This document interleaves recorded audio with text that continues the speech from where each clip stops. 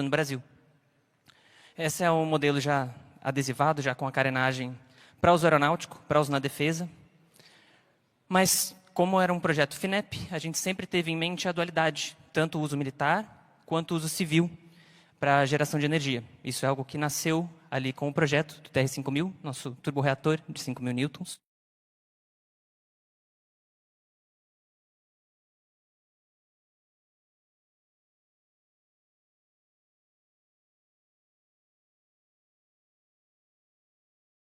De FAPESP, com apoio de FINEP, com o apoio de toda a academia também e toda a indústria, e sempre como uma empresa interveniente para que a gente possa não só desenvolver um protótipo, mas fazer algo que possa realmente fomentar a indústria, gerar empregos, auxiliar em todo o desenvolvimento do Brasil.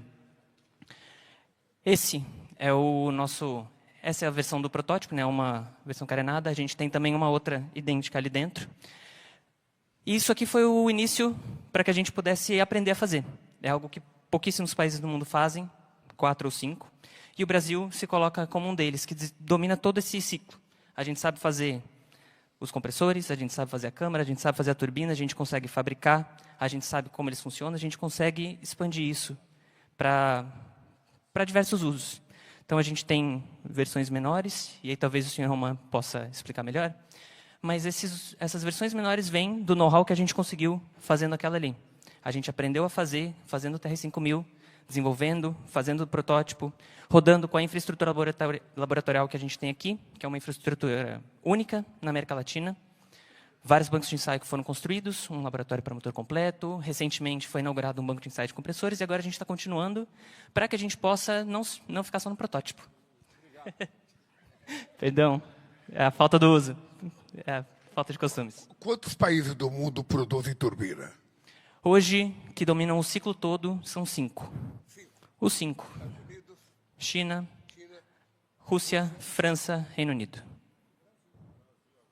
E o Brasil agora, entra como são China, Rússia, Estados Unidos, França, Reino Unido e Brasil.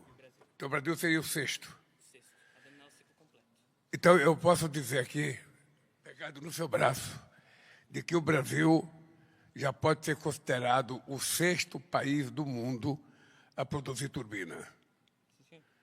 Mas eu posso dizer também que é o primeiro país que está produzindo uma turbina 100% a etanol. É o primeiro país produzindo uma turbina 100% etanol. É algo que a gente desenvolveu aqui, foi modificado.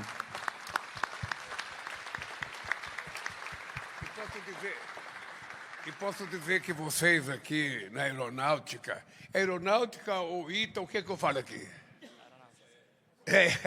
Posso dizer que aqui na Força Aérea Brasileira vocês detêm conhecimento de todo o processo? Nós detemos junto com a empresa parceira. Nós detemos junto com a empresa parceira, junto com o ITA, a gente detém todo o conhecimento. A gente detém todo o projeto e todo o know-how de como fazer, do começo ao fim, a turbina. E você pode garantir de que uma turbina como essa, colocada num avião, vai embora? Essa turbina, presidente, o porte dela é mais adequado para drones, para aviões como aquele ali, que são de menor porte e que são hoje essenciais para toda a defesa. Essa turbina está mais preparada para o drone? A do drone é essa aqui. É uma turbina menor. Isso. O desenvolvimento de uma dessas depende do que a gente aprendeu com aquela ali maior. Aquela maior ela é feita para um veículo de até 1.200 quilos. Então, ela consegue um drone razoavelmente maior do que aquele. E que são, hoje, elementos essenciais para a defesa. É o que tem sido essencial na defesa na guerra da Ucrânia, agora no Irã, todas essas guerras têm sido essencial o uso de drones. Então, é algo que coloca o Brasil como um país que consegue desenvolver todo esse equipamento, que é algo essencial para a defesa hoje. Também é algo que essa turbina, além dos drones, ela pode ser usada para equipar mísseis de cruzeiro, que é algo que interessa também as 3 forças, não só a Força Aérea, mas também o Exército e a Marinha, que é algo essencial para a nossa defesa, para realmente colocar o Brasil como um país que tem soberania nesse sentido. Soberania para a defesa e para dissuasão. Cara, você sabe que eu vou sair pelo mundo afora dizendo que a gente faz turbina agora. Sim, senhor. Se você me fizer passar por mentiroso, A gente sabe como você fazer. não vai ganhar patente de promoção. A gente sabe como fazer, presidente. A gente tem todo o ciclo. E aí o senhor com certeza tem. E se for necessário produzir escala, a gente tem condições de produzir escala? O nosso papel aí o Aí senhor já é o é mais, Roma. aí já é a empresa. O nosso papel é o desenvolvimento ali da tecnologia. E por isso a gente tem uma empresa interveniente que pode responder por essa parte de fabricação e de escala. Tudo bem, presidente? Porque está tudo sendo gravado aqui. Tudo está sendo gravado? Bom, meu nome é Alexandre Roma, eu sou o proprietário da empresa Aeroconcepts. Estou nesse mercado há 30 anos, já fiz parte, já com o senhor, do programa Luz para Todos, que a gente colocou uma turbininha bem pequenininha lá para o pessoal do Pará, os pescadores, e isso vem me movendo aí para esse assunto já há um bom tempo. Eu vim de fora com a tecnologia de turbinas por país, uma empresa chamada TGM Turbinas, e depois comprada pelo Grupo WEG. E a parte militar desse grupo eu comprei, né, porque a gente já tinha 20 anos de desenvolvimento dessa turbina aqui, que era a turbina que o senhor nos deu a missão de transformar para etanol. Na verdade, quando o senhor pergunta se existe outras empresas, outros países no mundo que têm a tecnologia para etanol, sim, né, existem outras empresas no mundo, Siemens e GE, tá, mas são turbinas grandes e que todo o mundo agora busca uma alternativa de combustível frente a todo o cenário mundial. Quando o senhor, sendo transparente, quando o senhor deu essa missão em 24, eu disse, tá bom, o presidente está pedindo, mas eu não sabia que tinha uma visão que tudo isso iria ser uma necessidade e uma demanda absurda agora, principalmente por conta de data center, para vários outros mercados que de repente abriu um caminho enorme por conta do senhor ter falado sobre o etanol. Então a gente buscou transformar algo essencialmente militar, de defesa, para uma aplicação de geração de energia, que era nosso mundo, presidente. Sim, a parte de gerar energia é o que a empresa sobrevive, né? A gente não sobrevive da parte de defesa ainda, mas para que exista o produto turbina no mundo, precisa ter essa aplicação dual. Bota aqui. Fica aqui para sair na foto, cara. Pode ser promovido aqui nessa foto aqui. Me diga uma coisa. A gente pode dizer claramente, a tua empresa está preparada para produzir escala se tiver encomenda. Exatamente. Porque da outra vez, vamos retratar um pouco a história. Vamos retratar. Eu tive aqui, acho que foi em 2008, com o brigadeiro Saito. O Saito foi a Brasília e me disse que a aeronáutica estava desenvolvendo uma turbina etanol. Eu vim aqui visitar a turbina. E fiquei cheio de alegria, porque a gente ia fazer uma turbina etanol. E depois, passou o tempo, eu deixei a presidência, fui embora. Quando eu voltei em 2023, a primeira vez que eu encontrei o Damasceno, eu perguntei, cadê a nossa turbina etanol? Ele falou, o projeto foi parado. O projeto estava parado. Eu vim aqui, estava a ministra Luciana, aí foi em 2024. 24 do 4. E aí, na época, faltava 30 milhões para investimento. Falei para a Luciana, vamos colocar os 30 milhões e vamos fazer a turbina. Mas quando eu vim aqui em 2008, o Alexandre Silveira está aqui, Alexandre Silveira, ministro de Minas e Energia. Quando eu vim aqui, o Lobão era ministro de Minas e Energia. E eu saí daqui convencido, porque eu tinha dito para o Lobão, é importante que a gente faça uma encomenda razoável para o programa Luz para Todos, para a gente levar essa turbina para vários lugares do Brasil, porque se a gente encomendar, a gente dá escala e aí você vai conseguir produzir. Mas não aconteceu. Não, só o projeto. Não aconteceu. E agora Você agora pode acontecer. Pode acontecer. O bichinho está aí. Nasceu pronto. Agora, se houver encomenda, você tem capacidade de produzir. Tenho capacidade para produzir. E toda tecnologia. Tá? Não é... Porque uma coisa, presidente, é a gente juntar a academia, juntar todo o instituto e gerar desenho. O problema, por exemplo, numa turbina a gás, eu preciso, por exemplo, fazer um material que aguenta alta temperatura. Alta temperatura chama Inconel, e que eu tenho que ter a base níquel. Então, eu tenho que ter níquel. Algumas coisas desses componentes são importados. Agora, terras raras, por exemplo. Se eu tiver componente, um dos componentes para colocar dentro da fabricação desse matéria-prima, né, eu consigo elevar a temperatura de uso dessa turbina, por exemplo. Hoje, a gente era limitado até um determinado nível de potência da turbina. Tá? Então, a turbina hoje, a gente tinha condições com fornecedores externos, fazer 1 megawatt só. Megawatt significa o senhor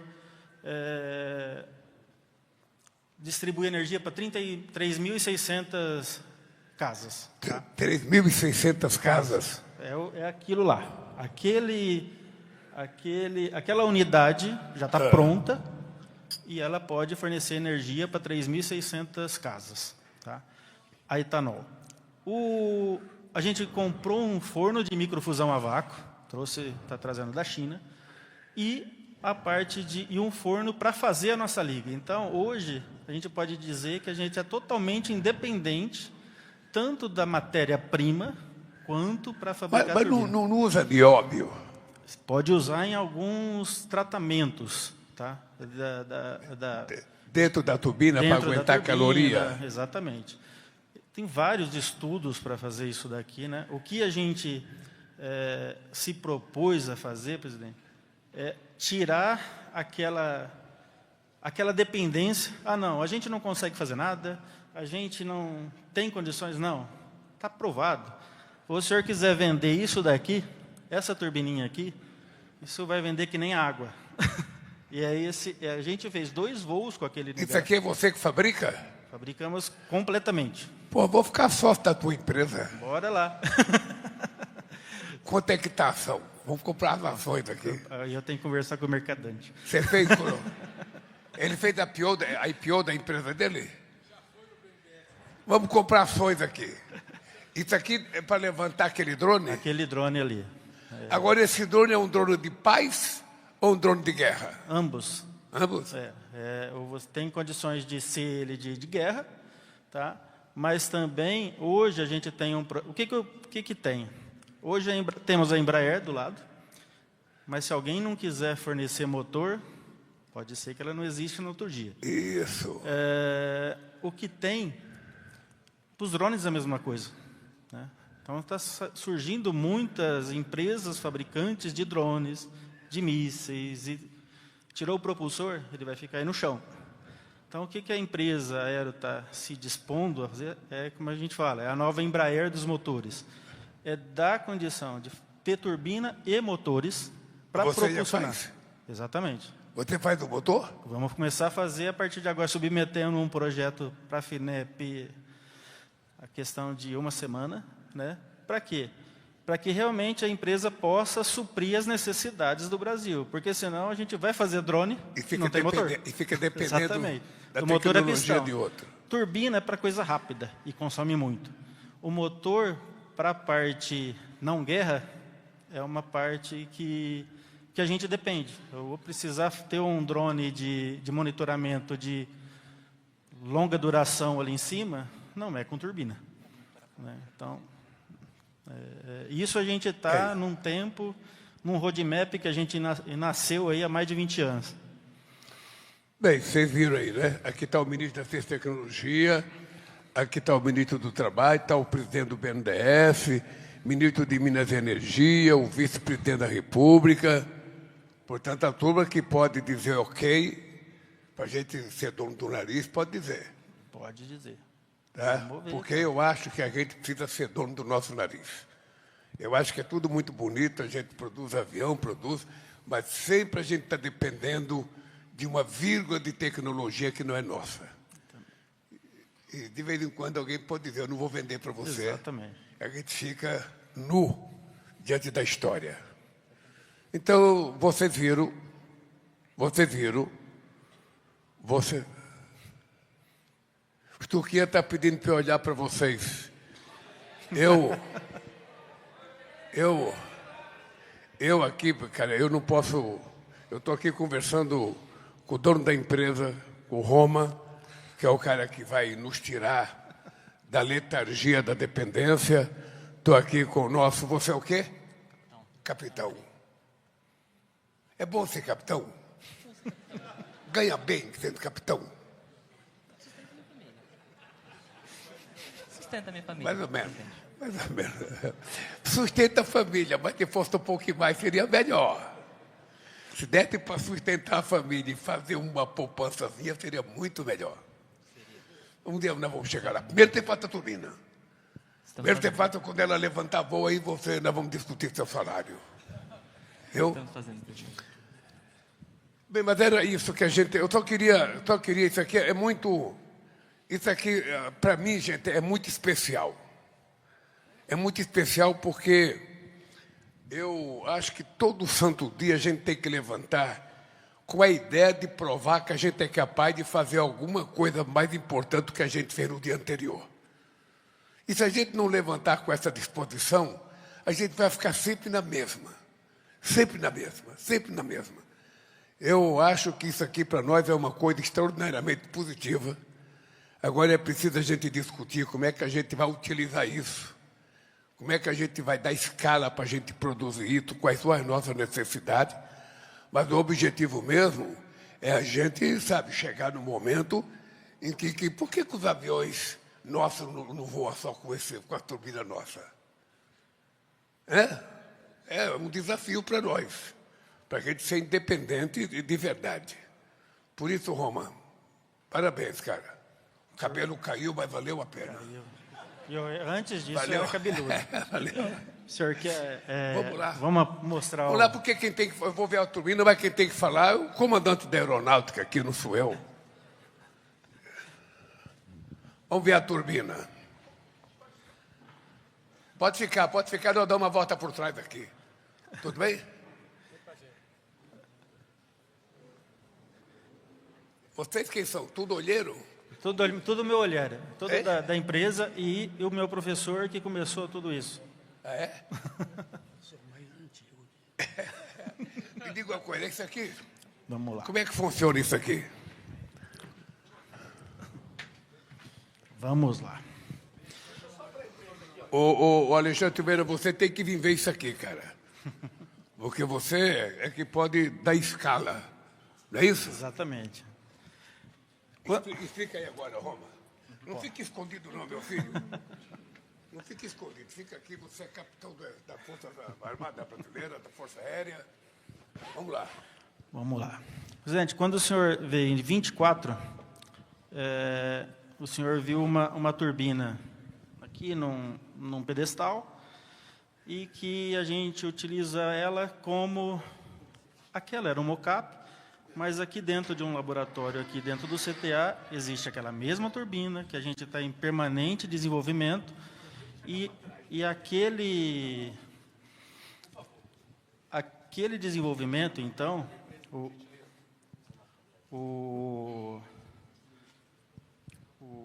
a sequência do desenvolvimento era pegar aquilo e colocar um etanol para funcionar. Foi exatamente o que a gente fez. Foi pegar aquela turbina de uso aeronáutico, transformar ele, todo o sistema de injeção e tudo que é diferente o etanol para um combustível fóssil, o senhor sabe, o álcool é corrosivo, o outro não, e assim vai, tem uma série de mudanças que a gente tem que fazer, e o bom é que a gente tinha uma turbina num banco de ensaio, que a gente mudou tudo lá. Tá, então, a gente mudou tudo lá, fez um novo projeto e desenvolveu essa turbina. Então, essa turbina é basicamente o que o senhor viu lá, mais a injeção de etanol com uma turbina a mais acoplada num sistema de redução. Esse sistema, o que que é? Quando o senhor passou para a gente, olha, não vamos fazer uma turbina só para falar que a gente tem condições de fazer a turbina que move, que funciona com etanol. O que eu tenho que fazer? Um produto que realmente vai atender a população. Então, vamos fazer um turbogerador, do qual a gente possa carregar isso para uma área isolada. Desenvolvemos com a WEG, com a TGM, esse multiplicador. Isso também é algo que poucos países do mundo fazem. É reduzir 23.000 RPM para 1.800. Fizemos, junto com a WEG, engenharia de ambas, tá? Trabalhar em conjunto, e isso já virou um produto da WEG, né? Algo que foi uma consequência desse projeto. E o gerador WEG. Então, tudo isso daqui, o senhor tem a possibilidade de fazer totalmente nacional. Aonde estava nosso gargalo? Na Superliga. Não adianta nada, a mesma coisa da turbina para aeronave, eu ainda ter necessidade de uma matéria-prima de fora. Então, vamos fazer a nossa matéria-prima. Então, a gente verticalizou isso dentro de casa, para que, olha, turbina e motores, eu possa falar assim, olha, o Brasil consegue fazer. Né? Então, toda a parte de sistema de controle, que é uma outro container que está ali, também foi feito tudo dentro de casa. Então, assim, como produto, tá? O que tem? Ele é um produto que agora a gente tem que, a partir de uns 3 meses, estou selecionando alguma usina de etanol para colocar carga já nela. Eu pegar etanol, jogar aqui, acender a luz, olha, isso daqui realmente é um produto, pode sair vendendo. Então, assim, todo o processo já está dedicado. Quando é que você vai fazer isso? Eu imagino com uns 3 meses. Então, você pode colocar na minha agenda. Pode colocar. Era para estar já... Isso a gente vai ser aqui mesmo? Não, eu estou escolhendo uma usina, porque eu quero... Para funcionar uma turbina de geração de energia é diferente de funcionar uma turbina num banco. Porque eu tenho que ter consumidores, eu tenho que ter alguém que vai consumir essa energia. Se hoje eu ligar uma turbina aqui, hoje, por exemplo, ela está aqui sem nada, mas normalmente ela é cheia de manta de isolamento, porque isso daqui ela funciona com... Esse escape aqui vai estar com 530 graus, que é um projeto, inclusive, que a gente também submeteu para a FINEP, porque existe o ciclo combinado. Ela, por si só, é um motor que não é tão eficiente, porém, se conjugado com aquela turbina que a gente fez lá no Luz para Todos, a vapor, ela se torna eficiente e começa a competir com esses grandes fabricantes. Ô, Roma, deixa eu lhe falar uma coisa. Se você for inaugurar de verdade ela funcionando, a gente pode trazer, por dia, muitos ministros de energia de país africano. Porque se tem uma coisa que o continente africano precisa, é de energia. E a gente pode trazer muitos ministros para ver ela funcionar e, quem sabe, então, a gente começar a imaginar ter uma indústria potente para produzir isso. A gente não está aqui para fazer protótipo e nada. A gente quer fazer realmente um produto que a gente seja nacional. Isso daqui não tem venda para fora. Então, isso não... Nós temos, presidente, 196 unidades isoladas na Amazônia. Todas elas a diesel, a óleo diesel. Entre 1.200 e 4.600 unidades consumidoras. E isso na composição da conta de energia, que a gente chama de CCC, custa 12 bilhões e 600 milhões de reais de óleo diesel por ano. E faz parte e integra a conta de energia. Portanto, realmente, você poder ter uma usina dessa para poder atender os sistemas isolados do Brasil, nós vamos estar descarbonizando a Amazônia, que é o pulmão do planeta, e vamos estar fortalecendo a economia nacional com combustível adequado, com combustível limpo e fortalecendo esse grande programa que é o programa do etanol brasileiro. Muito bem. Só o complemento. Pode falar. Agora, o que você pediu para a empresa tirar fotografia disso ou você já tirou a fotografia? Porque de lá eles não estão vendo aqui, cara. Tá bem. O que vai acontecer agora aqui? Ô, igreja, o que vai acontecer agora?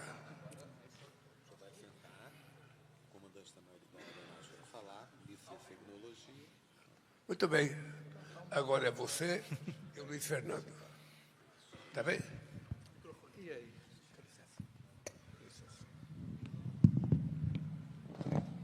Acho que esse aqui está melhor. Esse aqui, ó. Esse aqui. Não, esse sim. Obrigado.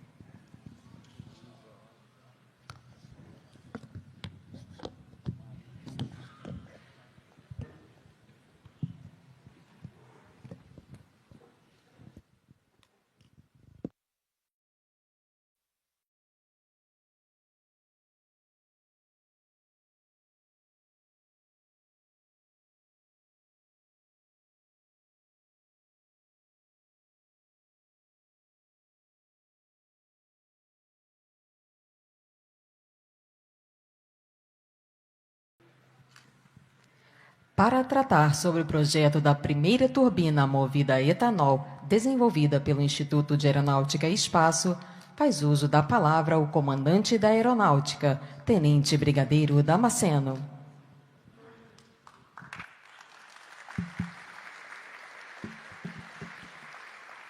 Senhor Presidente da República Federal do Brasil, Luiz Inácio Lula da Silva, senhor Vice-Presidente da República, Geraldo José Rodrigues Alckmin Filho, senhores Ministros de Estado, da Educação, Leonardo Barquini, do Trabalho e Emprego, Luiz Marinho, de Minas e Energia, Alexandre Silveira, da Ciência, Tecnologia e Inovação, substituto, Luiz Fernandes, da Secretaria-Geral da Presidência, Guilherme Boulos. Excelentíssimo senhor ex-deputado federal Ricardo Galvão, senhor diretor-geral do Departamento de Ciência, Tecnologia e Espacial, Tenente Brigadeiro Belintani, senhor chefe do Cerimonial da Presidência da República, embaixador Igreja, senhor reitor do Instituto Histórico, do Instituto Tecnológico da Aeronáutica, professor doutor Guilherme Lorenzi, senhores oficiais generais da nossa Força, senhor presidente do Banco Nacional de Desenvolvimento Econômico e Social, Aloysio Mercadante, senhor diretor do Instituto de Aeronáutica e Espaço, brigadeiro Bacelar, senhor diretor de Operações e Engenharia da Aeroconcept, Alexandre Roma, a todos os demais, muito boa tarde. Ao longo da história, o progresso das grandes nações sempre esteve associado à capacidade de seus povos de transformar conhecimento em realizações concretas, sendo a ciência a grande força motriz do desenvolvimento, da prosperidade e do fortalecimento da soberania nacional.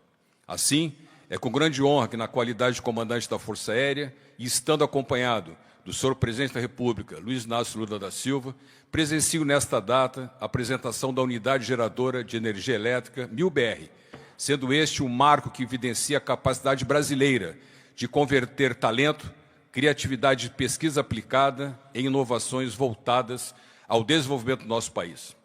Senhor Presidente, há pouco mais de 2 anos, em abril de 2024, quando o senhor esteve neste instituto, lançou-nos o desafio de desenvolver uma solução nacional capaz de empregar a turbina TR-5000, tanto na geração de energia elétrica, quanto em futuras aplicações aeroespaciais, tendo o etanol como combustível.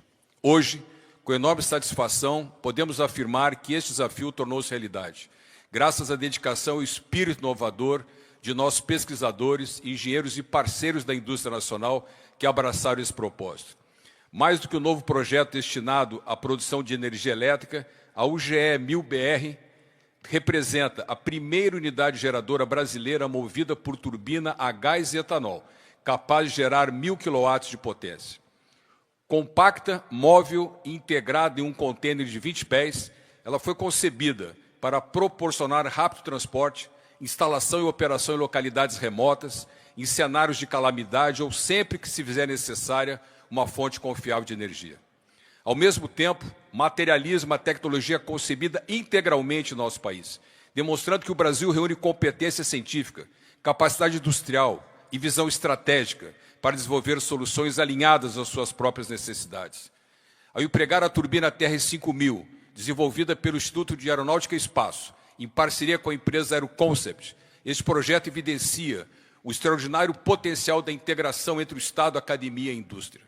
Sua capacidade de operar com etanol reforça ainda o caráter pioneiro dessa iniciativa, ao reunir desempenho, versatilidade e sustentabilidade em uma tecnologia desenvolvida de acordo com as potencialidades brasileiras, reduzindo significativamente as emissões de carbono e valorizando uma fonte renovável na qual o Brasil ocupa a posição de destaque mundial. Aliado a isso, cumpre-me ressaltar que poucos projetos traduzem de maneira tão clara o conceito de aplicação dual, como este, uma vez que a mesma tecnologia que poderá viabilizar o fornecimento de energia elétrica a populações ribeirinhas, apoiar ações de resposta a emergências, atender ao agronegócio e suprir regiões distantes dos grandes centros, será igualmente capaz de impulsionar o desenvolvimento de sistemas propulsivos para aviões, drones e outras plataformas aeroespaciais militares e civis de interesse estratégico para o Estado brasileiro. Apenas 6 países no mundo dominam a tecnologia para o desenvolvimento e produção de turbinas aeronáuticas a jato, e o Brasil hoje é um deles. Pode-se dizer que o fato de um drone nacional, como o que hoje aqui exposto, o Albatroz Vortex, equipado com a turbina ATRJR 505, já ser capaz de decolar, constitui uma inequívoca demonstração de que o Brasil avança de forma consistente nesse seleto campo do conhecimento, evidenciando o elevado nível de maturidade da nossa base industrial de defesa. Mais do que um feito tecnológico, essa conquista revela a importância de continuarmos fomentando a ciência em nosso país. Nesse sentido, em um cenário internacional marcado por crescentes desafios geopolíticos e constantes transformações tecnológicas, o domínio de capacidades críticas representa um requisito indispensável para o fortalecimento da soberania nacional. Dessa forma, o desenvolvimento de tecnologias como essa reduz a nossa dependência externa, ampliando nossa autonomia e fortalecendo a nossa base industrial de defesa, enquanto prepara o Brasil para responder aos desafios do presente e às oportunidades do futuro. Assim como o projeto Aeronave Bandeirante, concebido aqui no Instituto de Aeronáutica e Espaço, representou muito mais que o desenvolvimento de um novo avião, lançando as bases para o surgimento da Embraer, que surgiu neste hangar, e para a consolidação da indústria aeronáutica brasileira, tenho convicção de que esta unidade geradora poderá igualmente simbolizar o início de uma nova etapa para o fortalecimento da engenharia e da indústria nacionais, bem como da nossa capacidade de desenvolver sistemas propulsivos de elevado valor estratégico, inspirando novas gerações de pesquisadores, engenheiros e empreendedores. Por essa razão, na pessoa do diretor do Instituto, do IAE, Brigadeiro Bacelar, expresso um reconhecimento a todo o efetivo deste Instituto, que com grande determinação tornou possível essa importante conquista da engenharia nacional. Estendo meu agradecimento a todos os profissionais da empresa Aeroconcept, na pessoa do seu diretor-geral, Alexandre Roma, cuja longa e exitosa parceria com o Comando Aeronáutica demonstra o potencial e a importância da cooperação entre o setor público e a iniciativa privada para a construção de capacidades estratégicas nacionais. Destaco igualmente a liderança do Tenente Pedro Belintani, diretor de Ciência e Tecnologia, cuja condução diligente desse complexo científico e tecnológico tem preservado o legado construído por seus antecessores. Dirijo ainda o meu especial agradecimento ao Ministério da Ciência, Tecnologia e Inovação, na pessoa da senhora Ministra de Estado, Luciana Santos, pelo permanente apoio conferido a essa iniciativa, especialmente por intermédio da financiadora de estudos e projetos, a FINEP, cujo fomento foi decisivo para que este desafio se tornasse realidade. Por fim, agradeço ao senhor Presidente da República, Luiz Inácio Lula da Silva, pela confiança depositada no Comando Aeronáutico, que tem sido fundamental para que empreendimentos como este se convertam em capacidades estratégicas voltadas ao desenvolvimento e ao fortalecimento da soberania nacional. Assim, ao encerrar essas palavras, faço votos de que essa unidade geradora represente apenas o início de uma trajetória ainda mais promissora, na qual a dedicação e a capacidade inovadora do povo brasileiro continue a produzir soluções que contribuirão para um Brasil cada vez mais próspero, sustentável e tecnologicamente independente. E salve o Brasil. Obrigado.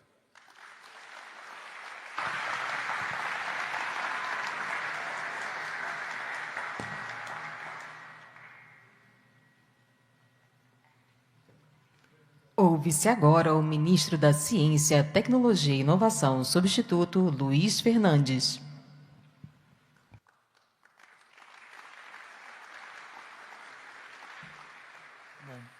Muito boa tarde a todos e a todas. Eu queria saudar o presidente da República, Luiz Inácio Lula da Silva, vice-presidente Geraldo Alckmin, o ministro de Minas e Energia, Alexandre Silveira. Em seu nome, também saúdo a todos os ministros aqui presentes e integrantes do nosso governo.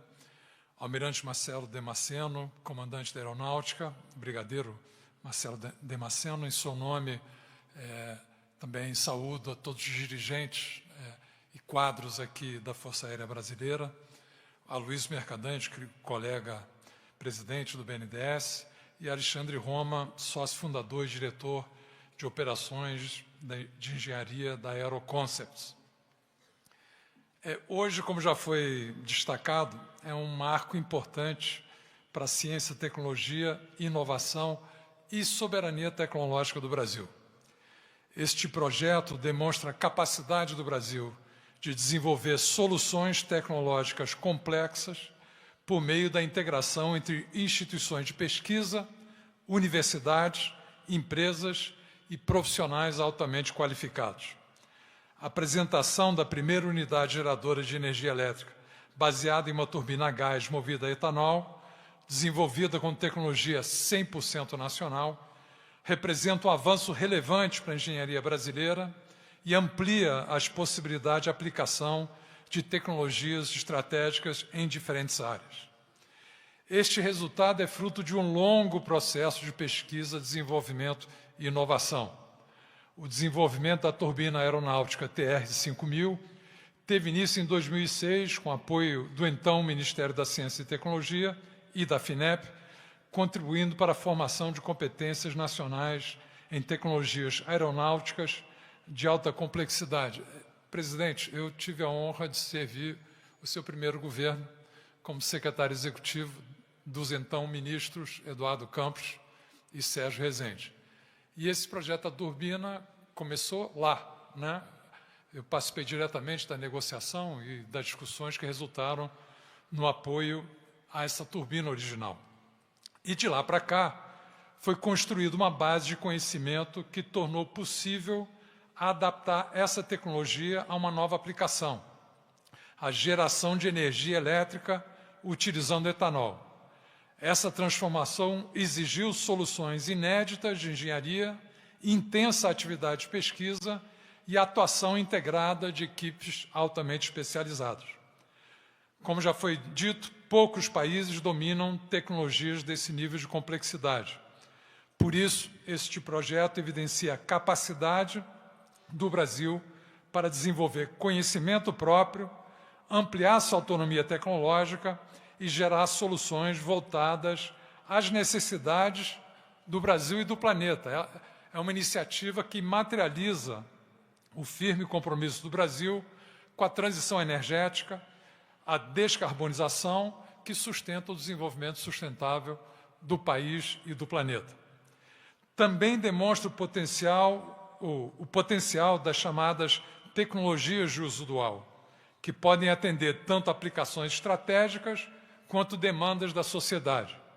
Uma tecnologia originalmente concebida para o setor de defesa passa agora a oferecer novas possibilidades para a geração de energia em localidades isoladas, operações de defesa civil e outras situações que exigem sistemas confiáveis e de rápida implantação. O desenvolvimento dessa iniciativa contou com mais de 134 milhões de investimentos do Fundo Nacional de Desenvolvimento Científico e Tecnológico, o FNDCT, destinados a projetos de pesquisa, desenvolvimento tecnológico e infraestrutura laboratorial. Devo dizer, presidente, que nós só pudemos fazer esse investimento porque o seu governo cumpriu o compromisso de restabelecer integralmente o orçamento do fundo, proibindo o seu contingenciamento e o seu bloqueio. Se não fosse essa decisão, nós não poderíamos ter apoiado o projeto até o estágio em que ele se encontra hoje.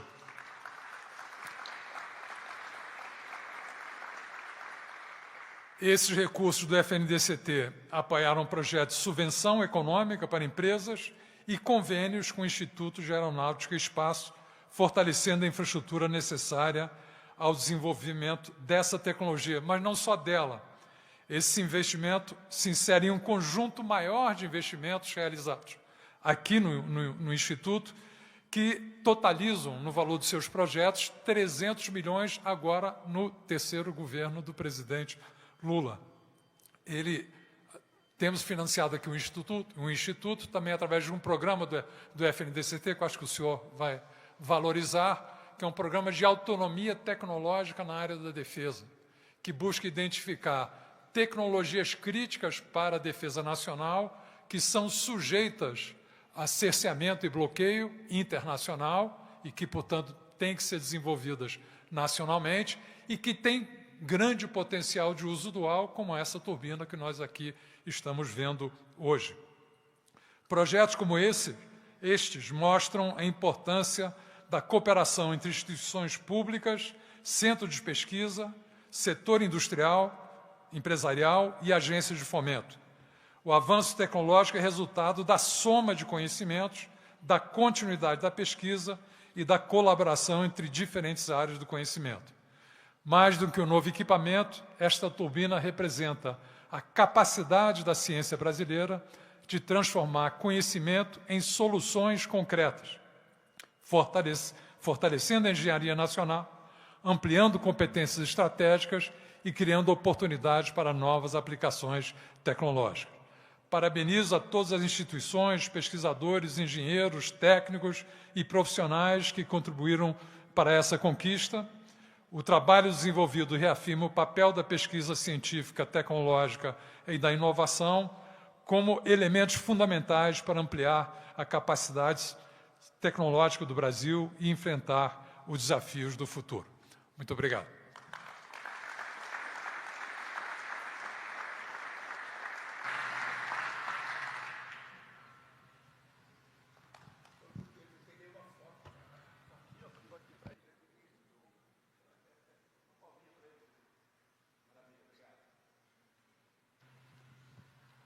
Ouve-se agora o vice-presidente da República, Geraldo Alckmin.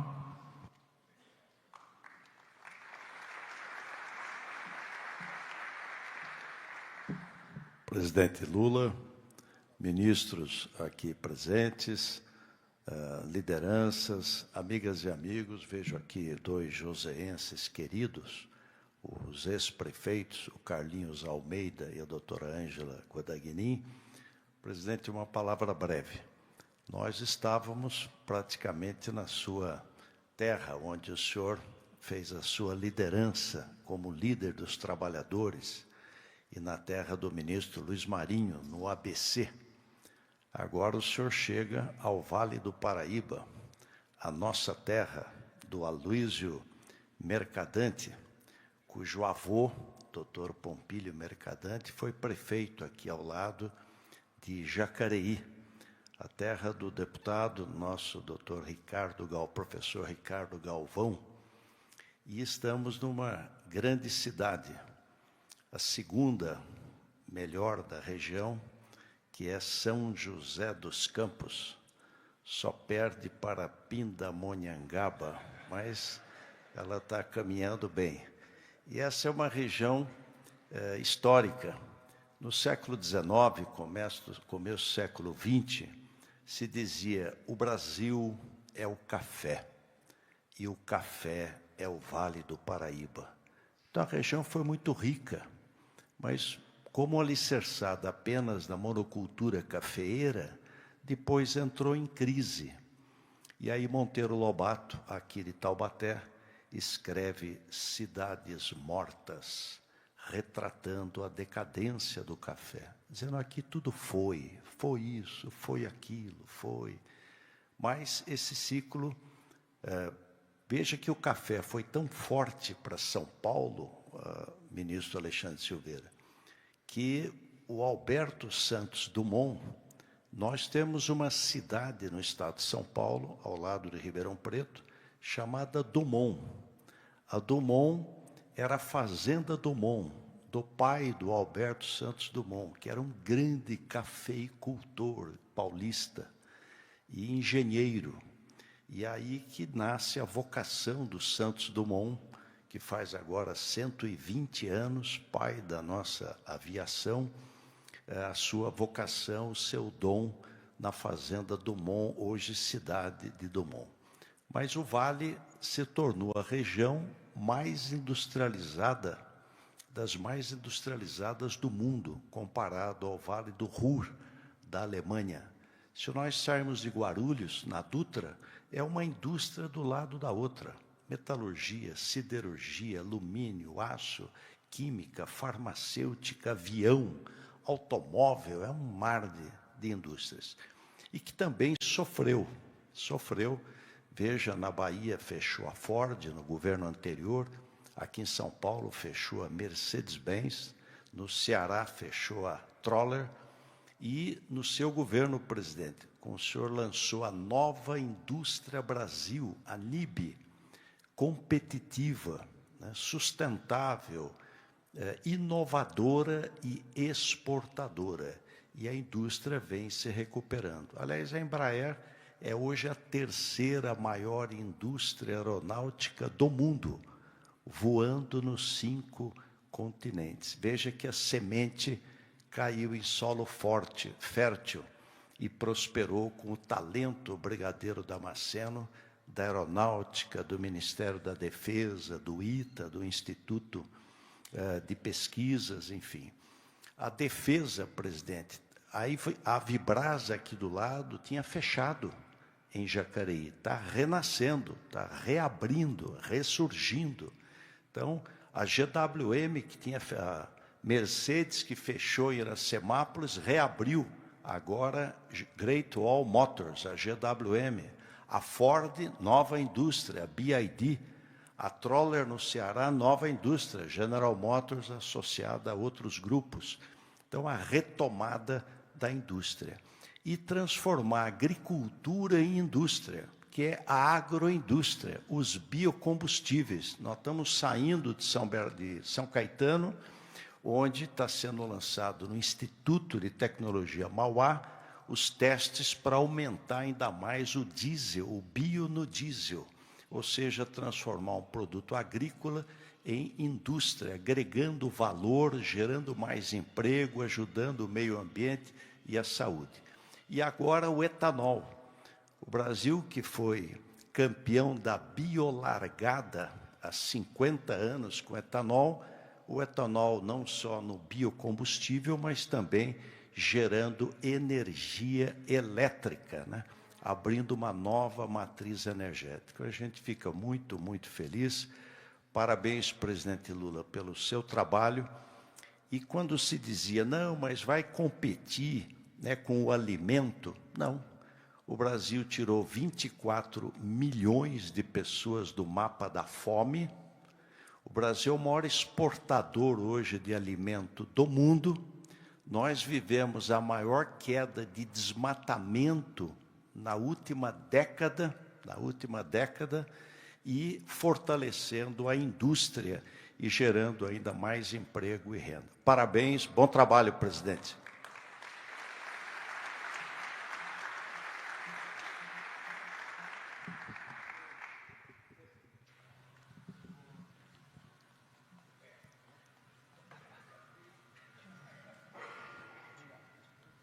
Senhoras e senhores, com a palavra, o presidente da República, Luiz Inácio Lula da Silva.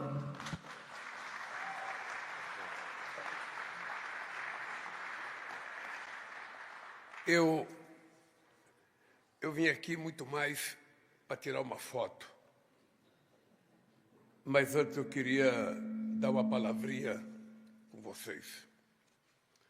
A primeira reunião que eu fiz quando ganhei as eleições, um dia depois da posse, foi com os 3 comandantes das Forças Armadas, foi com o meu ministro da Defesa, foi com o presidente do BNDES, foi com o meu ministro da Indústria e Comércio, vice-presidente Geraldo Alckmin, e foi com o companheiro Luciano Coutinho como assessor da indústria aeronáutica, sobretudo da Vibras naquele instante.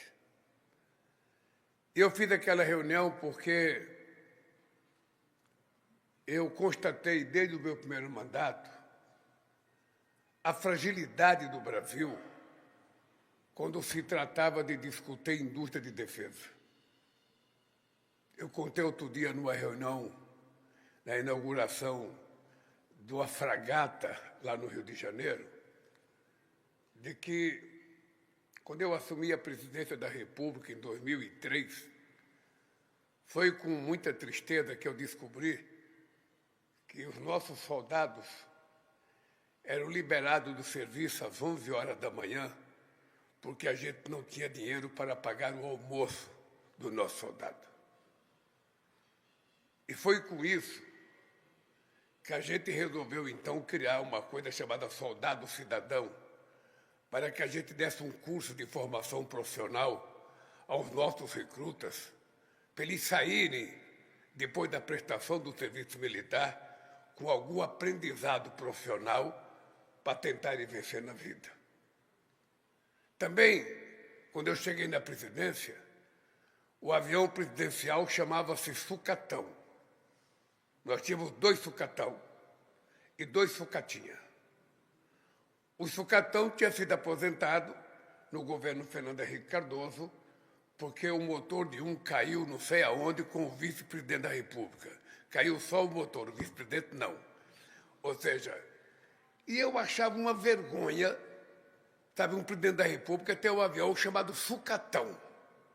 Quando a gente ia viajar, que a gente parava no aeroporto, tinha uns 14 mecânicos dentro do avião para catar os parafusos que caía. Eu achava aquilo uma vergonha, sabe? E resolvi, e também não era só avião presidencial, a frota da aeronáutica era melancólica. Eu tinha um avião, não sei que avião que era, Damasceno, que toda vez que ele levantava voo, ele enchia de fumaça. E o Celso Amorim voltou 2 vezes, 5 minutos depois de voar. O governador do Rio Grande do Sul, eu mandei levar ele em Porto Alegre, com 5 minutos o avião ficou todo cheio de fumaça, teve que voltar. Eu tomei atitude, ou nós compramos as coisas, ou esse país vai falir. Como é que a gente pode pensar sério se a gente não cuida daquilo que é essencial para a nossa sobrevivência enquanto nação soberana? E na Marinha era a mesma coisa. Eu lembro da vergonha que eu passei quando eu fui visitar a Antártica, aquele navio lá, o Barão de Tefé, acho que era um navio de pesquisa que a gente tinha, que não cabia 2 marinheiros dentro do navio, andando no corredor. Então eu resolvi que era necessário a gente equipar as Forças Armadas. A gente não quer Forças Armadas para pagar aposentadoria. A gente quer Forças Armadas para cuidar da soberania desse país, para cuidar da sociedade brasileira, para cuidar de 8,5 milhões de quilômetros quadrados de terra, para a maior floresta tropical do mundo, para 12% da água doce do mundo, e a riqueza mineral que a gente nem sabe tantas quantas a gente tem. É para isso que a gente precisa ter uma indústria da defesa altamente preparada, e todo mundo sabe o que custou para o Brasil a Guerra do Paraguai. Todo mundo sabe o que custou. Quantos orçamentos da União a gente teve que gastar para vencer aquela guerra? Agora, nós não queremos guerra. Mas nós queremos um país altamente preparado para defender a sua soberania. Afinal de contas, nós temos 16.800 quilômetros de fronteira seca, nós temos uma fronteira marítima de 8.500 quilômetros quadrados, mas temos 5.700.000 quilômetros de mar sob a nossa guarda. Olha, então, se a gente não se cuida, quem vai cuidar de nós? Se a gente não toma conta da nossa fronteira, quem vai tomar conta de nós? O nosso petróleo está além das 300 milhas. E quem vai tomar conta disso? Quem vai tomar conta da riqueza que a gente não sabe que tem ainda no fundo do mar? Quem vai tomar conta da riqueza que representa as nossas terras raras e os nossos minerais críticos? A gente só vê o mundo falar disso, a China falar, os Estados Unidos falar, a Rússia falar, e nós? Então nós precisamos ter consciência de que as Forças Armadas, elas existem para garantir a soberania territorial desse país, a riqueza do nosso povo e defender o nosso povo. E para isso ela tem que estar preparada. É por isso que nós fizemos a primeira reunião para discutir a recuperação da indústria de defesa nesse país. Não tem sentido um país do tamanho do Brasil não ter o suporte de ser dono do seu nariz num monte de coisa que nós precisamos utilizar. Ainda porque nós somos um país em que temos o privilégio de ter um dia um brigadeiro que resolveu criar o Instituto Tecnológico de Aeronáutica, o ITA, que é uma obra-prima desse país. Então, nós resolvemos tomar essa atitude e estamos fazendo isso. Estamos fazendo isso. Então, quando eu venho aqui, eu depois quero tirar uma fotografia na frente daquela turbina, porque, veja, o Brasil passar a ser o 6º país do mundo a produzir turbina não é pouca coisa. Não é pouca coisa. Nós já perdemos a primazia histórica de termos sido a nação que inventou o avião. Na verdade, roubaram de nós essa primazia porque criaram 2 irmãos nos Estados Unidos que inventaram o avião, quando, na verdade, o único instrumento mais pesado que o ar que levantou durante o tempo na Torre Eiffel foi o avião feito pelo Santos Dumont. Eu estava dizendo ao Damasceno que nós vamos recuperar esse valor histórico e eu vou conversar com o presidente Macron para, em outubro deste ano, a gente tentar levantar outra vez o nosso aviãozinho lá com o brigadeiro como piloto. Não sei se vai conseguir subir, mas nós vamos tentar. Porque é o seguinte, se a gente perder a história, a gente perde a razão de muitas coisas. Então eu estou, Damasceno, muito orgulhoso, mas muito orgulhoso de saber que hoje nós estamos anunciando aqui, sabe, ao mundo inteiro e a nós mesmos, de que o Brasil passa a ser o 6º país do mundo a produzir uma turbina. E não é uma turbina qualquer, é uma turbina movida a etanol, para um país que é o país rei dos combustíveis renováveis e que tanto o mundo precisa. Portanto, hoje é um dia sagrado para esse país.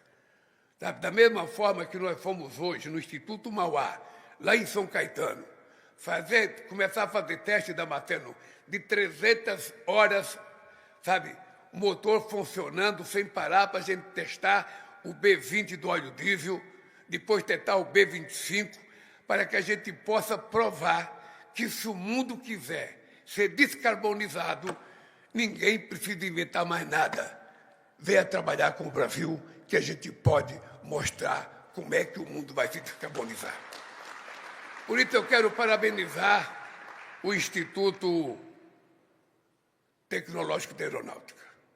Quero dar os parabéns a vocês, quero dar os parabéns ao empresário Roma. Ô, Roma, há uma possibilidade extraordinária para nós. E eu te confesso que, da mesma forma que quando me apresentaram a possibilidade da gente produzir biodiesel, eu não tinha noção de que ia dar certo.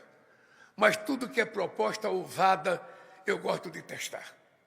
Tudo que é ousado, eu sou desafiado a testar, porque é essa ousadia que às vezes faz com que a gente consiga vencer os obstáculos que muitas vezes nem existem, a gente que cria dentro da nossa mente. Então eu quero te dar os parabéns e quero te dizer que valeu a pena o esforço que você fez, porque esse país não vai parar. Esse país não vai parar. Nós fizemos uma reunião sexta-feira, nós temos um conselho, sabe, que vai cuidar dos minerais críticos da terra rara. A gente não vai mais permitir que aconteça conosco o que aconteceu com o nosso ouro, com a nossa prata, que aconteceu com o nosso minério de ferro. Agora, quem quiser explorar minerais críticos de terra rara vai ter que fazer aqui dentro desse país, porque a gente não vai ser mais exportador de matéria-prima. A gente quer fazer o processo de transformação aqui. Então, eu queria, Damasceno, ao terminar, queria pedir para você, para o comandante dessa base aqui e para os meus ministros vir aqui, mais o Aloysio Mercadante e o Roma, para a gente fazer uma fotografia, porque essa fotografia é histórica. Eu só não sei se aqui ou ali na frente da turbina, para a gente poder guardar. Porque se alguém disser que não fomos nós temos a fotografia para provar. Eu tenho a foto, eu vou mostrar que fomos nós que fizemos a 6ª turbina no mundo. Um abraço, gente, e parabéns.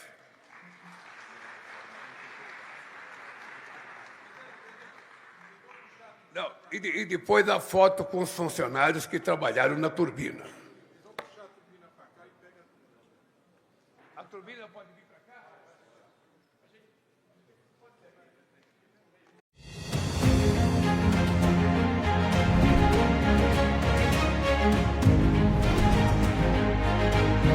No programa desta semana, você vai conferir a pressão da APUESP na Assembleia Legislativa. Vai relembrar o ato contra a jornada 6x1 e vai curtir a nossa homenagem ao centenário do geógrafo Milton Santos. Acompanhe. Na terça-feira, 7 de julho, tivemos mais um capítulo da luta da APUESP contra o PL 1316, que propõe uma reforma administrativa na rede estadual de ensino de São Paulo, trazendo graves prejuízos à educação pública. O projeto estava previsto para ser votado na Assembleia Legislativa e a nossa equipe estava lá para acompanhar. Quem chegava para a votação encontrava esse cenário. A área ao redor da Alesp estava tomada por trabalhadores, alunos e pessoas que se preocupam com esse serviço essencial prestado à população. Nós estamos aqui hoje reunidos, porque o governo pretende colocar em votação um PL, que é uma reforma administrativa do conjunto do funcionalismo, com forte impacto na educação, e nós estamos mobilizados. Queremos que ele retire de votação, que retire da pauta, para que a gente possa ir para o recesso, pelo menos sabendo que nós não vamos perder mais direitos para esse governo. E, é claro, a luta pela educação pública, porque a valorização dos profissionais da educação é a luta em defesa de uma escola pública de qualidade. Por conta da presença maciça de manifestantes dentro da Alesp, nossa equipe não conseguiu entrar para registrar o trabalho dos deputados, mas acompanhamos tudo minuto a minuto, junto com a multidão que aguardava o resultado. Mas nós só vamos sair daqui depois de ouvir a nossa companheira, a primeira presidenta da APUESP, a Bebel, que é a deputada estadual, que está acompanhando para e passo o andamento desse nefasto projeto, o PL 1316.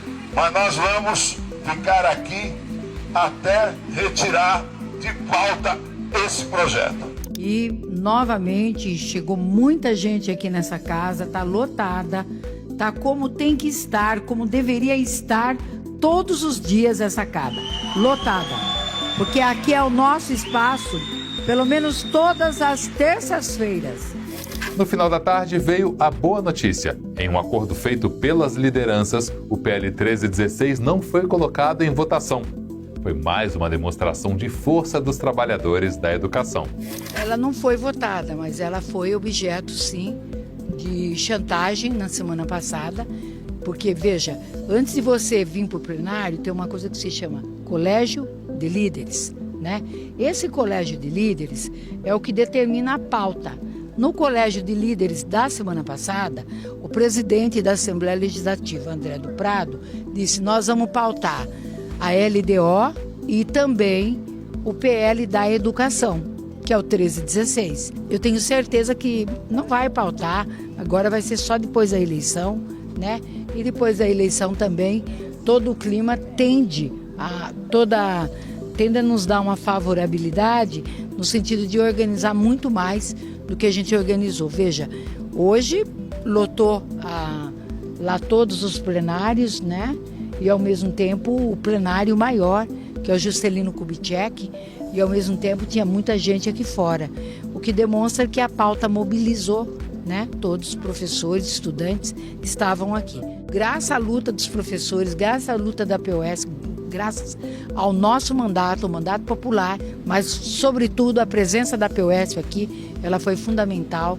para fazer com que o governo viesse a público dizer: nós não vamos colocar nem essa semana nem a outra, portanto não coloque esse mês.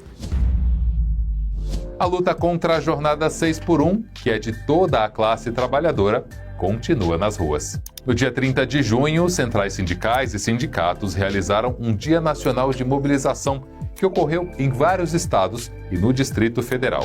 Em São Paulo, a concentração foi em frente ao MASP. A Avenida Paulista é o cenário tradicional de luta dos trabalhadores paulistas e paulistanos. Nessa terça-feira, dia 30 de junho, foi palco mais uma vez de um ato unificado, com a presença de diversas entidades, incluindo a APUESP. O Educação na TV veio conferir de perto. Sindicalistas, políticos e representantes de movimentos sociais se revezaram no microfone do ato. Temos que nos colocar de pé, que é o fim da jornada 6x1. E a gente tem que entender que o fim da jornada 6x1 não é meramente tão somente só para que toda a classe trabalhadora tenha redução de trabalho sem redução de salário. É uma pauta de gênero, é nossa, das mulheres trabalhadoras e trabalhadores desse país. Por isso que eu gosto de dizer que a gente vai estar sempre de cabeça erguida e joelho jamais. Ninguém vai dizer como é que a gente se organiza aqui nos nossos atos. A discussão está lá em Brasília, no Senado, vai aprovado na Câmara Federal. O presidente do Senado, nós esperamos que desengavete esse projeto e coloque ele em votação rapidamente, porque é um desejo da população brasileira o fim da escala 6x1, né? Assim como também nós desejamos que seja implantado aqui no estado de São Paulo, além da escala 6x1, a redução da jornada sem redução de salário, mas a implementação da jornada do piso salarial dos professores, que aqui não é obedecido. Após o ato, os trabalhadores seguiram em passeata pela Avenida Paulista, descendo a Rua Augusta, com destino à Praça Roosevelt. Conquista lá em 1988, quando reduziu a jornada para 44 horas. Este ano nós comemoramos o centenário de nascimento de um dos maiores cientistas brasileiros, o geógrafo Milton Santos. Nascido em maio de 1926 em Brotas de Macaúba, Milton Santos formou-se em Direito pela Universidade Federal da Bahia, mas não chegou a exercer a profissão. Fez doutorado na França na área de Geografia. Voltou ao Brasil no final dos anos 50, trabalhando como jornalista. Com o golpe de 64, saiu do país e passou a dar aulas em universidades de várias nações. Escreveu mais de 40 livros, modernizando o conceito de geografia e estabelecendo laços consistentes com a história, a filosofia e os estudos sociais. Nossa disciplina geografia é aquela que sempre pretendeu ter a linguagem mais acessível, o vocabulário mais popular, o conjunto de palavras mais comum, o discurso mais aberto ao entendimento de todos. Sempre digo que o discurso geográfico foi florido, rico, denso, penetrante, mas ele se nutria das palavras que eram a todos. Retornou ao Brasil em 1977, dando aulas na Federal do Rio de Janeiro e depois na USP, onde ficou até se aposentar. Com fecunda produção intelectual, seus últimos trabalhos estudaram os efeitos da globalização. A globalização é o estágio supremo do imperialismo. Milton foi o primeiro latino-americano a receber o maior prêmio mundial da área da geografia. Sua obra é reconhecida internacionalmente. Enfrentou preconceito e perseguições políticas, mas nunca perdeu a capacidade de pensar criticamente a sociedade brasileira. O que é que o Brasil deseja fazer com os seus negros? Quer que eles continuem assim? Ou quer que eles participem de maneira igualitária da vida nacional? Essa que é a questão. A questão de cota é a solução. Eu não posso discutir a solução enquanto eu não discuto a problemática. É com muito orgulho que a APUESP homenageia Milton Santos no seu centenário, um professor que expandiu os limites da ciência e que influencia até hoje várias gerações. Nosso programa fica por aqui. Outras notícias sobre educação você encontra no portal e nas redes sociais da APOESP. Aponte o celular para o QR Code e siga as redes sociais do Educação na TV. Até a próxima semana.